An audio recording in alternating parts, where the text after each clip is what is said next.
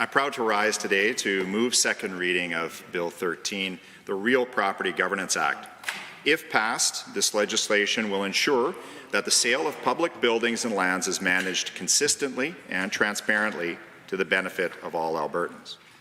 Back in 2019, the Blue Ribbon Panel and subsequent McKinnon report recommended a broader view be taken of government property owned by departments and consolidated entities.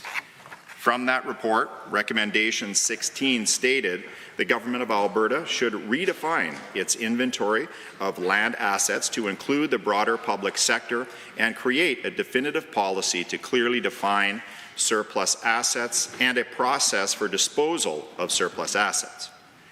With that challenge provided, we developed Bill 13, which increases transparency, reduces red tape, and ultimately will save millions for Alberta taxpayers every year. Now, the Real Property Governance Act applies to departments and consolidated entities with a few exceptions. It does not apply to the Office of the Legislative Assembly, offices of the Legislature, regulated funds, government business enterprises, and naturally entities that are not consolidated in the government's financial statements.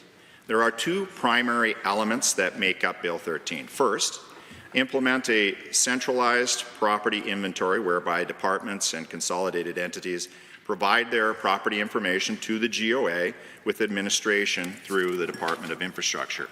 And second, enable and offer to transfer land and related buildings to government prior to selling those assets. This will allow government the first right to buy back assets that have strategic value and offer benefit to Albertans. The inventory and offer to transfer form the basis of the RPG Act and are necessary for good governance.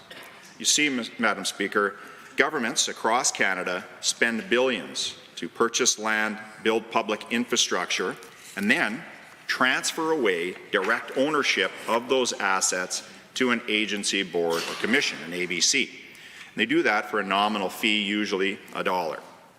Now, the major flaw with this approach being that the GOA relinquishes access to those properties for future use, unless, of course, they wish to pay market pricing to repurchase or lease the very lands that taxpayers already paid for once. I know, Madam Speaker, that it is an unusual practice, and I can tell you that in the last 5 years, Alberta has transferred away $3.3 billion in land and buildings to our consolidated entities. And in fact, currently $83 billion in assets reside with ABCs, mainly related to health and education. Bill 13 in place, when a department or a consolidated entity decides to sell surplus property, it will be a requirement for first the offer of the property be to the GOA via notification to Alberta Infrastructure. Transfers will be conducted at net book value, noting that department transactions will be non-cash in nature, while consolidated entity transfers, that is ABCs, will be cash transactions. If infrastructure declines an offer, the consolidated entity will retain the right to dispose of the property. Prior to and during the offer to transfer process, the property cannot be disposed of or transferred to another party. And since there are multiple acts that may provide conflicting direction where property is concerned, Bill 13 will supersede all other provincial acts relating to inventory, disposal, and transfers.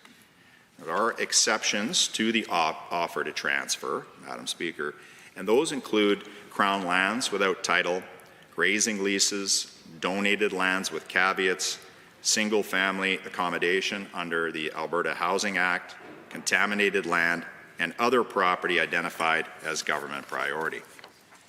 As mentioned, the intent here is to create a single inventory of property assets so that government has line of sight on what it owns to be better at evaluating and governing those evolving priorities that we have. Also, to create a database which will include the creation of a platform having a public interface to improve awareness and transparency where government assets are concerned. The option to transfer provides government the opportunity to maximize taxpayer lands, and as a policy piece on a go-forward basis, the Government of Alberta will no longer transfer ownership away, but instead enter into long-term leases with ABCs at the same nominal fee. It should be noted that the operational costs will not be affected, as this change in policy will maintain current fee structures. But to be clear, these changes do not alter decision-making authority on existing property. Surplus land processes remain as they are now, with the responsible ministry and their applicable ABC. The offer to transfer at book value applies only when the asset is no longer needed for program delivery. In the end, the intent of Bill 13 is to improve decision-making, allowing for more flexibility with land holdings, and with the added benefit of reducing costs and saving money for Alberta taxpayers. Madam Speaker, I hereby move second reading of Bill 13, the Real Property Governance Act.